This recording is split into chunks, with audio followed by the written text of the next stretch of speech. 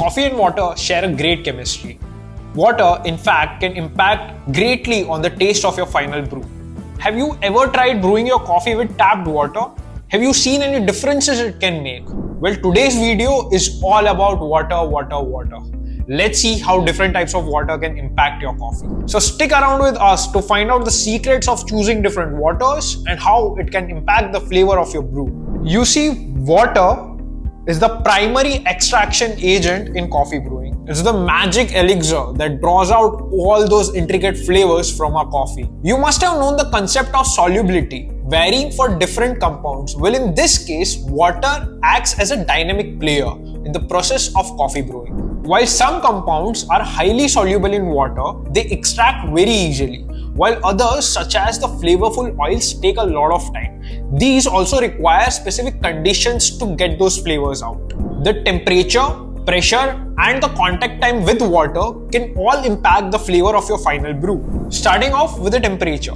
The hotness or coldness of the water can impact the taste of your cup majorly. Generally speaking, hotter water can help extract more compound.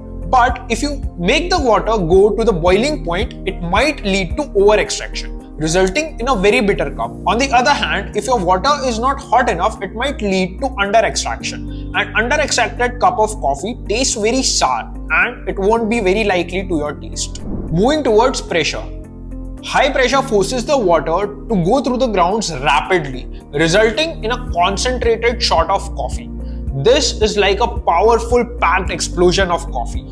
Coming to contact time. Contact time is the amount of time the water interacts with your coffee grounds. Have you ever noticed that initial bloom when you pour water over fresh coffee grounds? Well, that phase is where the gases escapes and the coffee compounds bloom. Longer contact times, like in cold brew, can lead to different extraction profiles. Although a much longer contact time can lead to an over-extracted cup of coffee, which might taste very bitter. Whereas if the contact time is too less, your coffee will be under-extracted, which would again lead to a sour cup. The types of mineral present in the water can strongly affect the flavor of your cup. When it comes to hard water, one of the primary elements, that is calcium, which is present in it, plays an interesting role.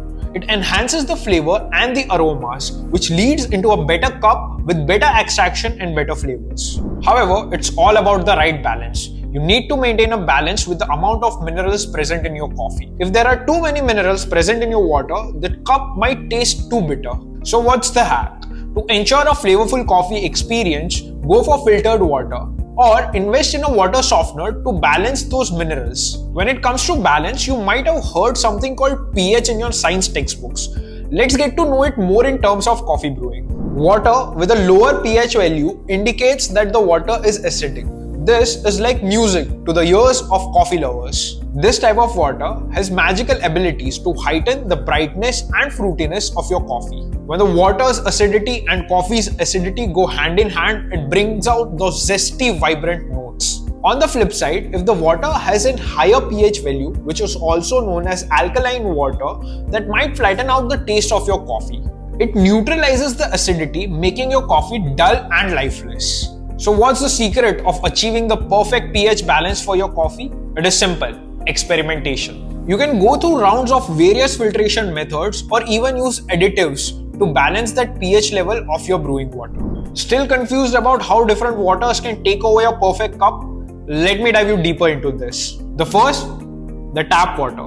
Well, this is one of the most common and convenient sources of water. Although this might come with a hint of chlorine. This can lead to coffee with an unpleasant taste. Well, this is exactly not my type. I don't know about yours. To tackle these chlorine issues, next comes the filtered tap water. Well, most coffee lovers turn to filtered tap water as it removes all impurities, including chlorine. It acts as a neutral base for brewing, resulting in a more cleaner cup. This water is sourced from natural springs. Hence, it carries unique mineral compositions, enhancing the flavor of our cup. And last but not the least comes the intriguing black water. It gets its dark color from fulvic and humic acid that comes naturally from earth. Well, of course, the right choice depends on your preferences and the type of coffee you are trying to brew. Well,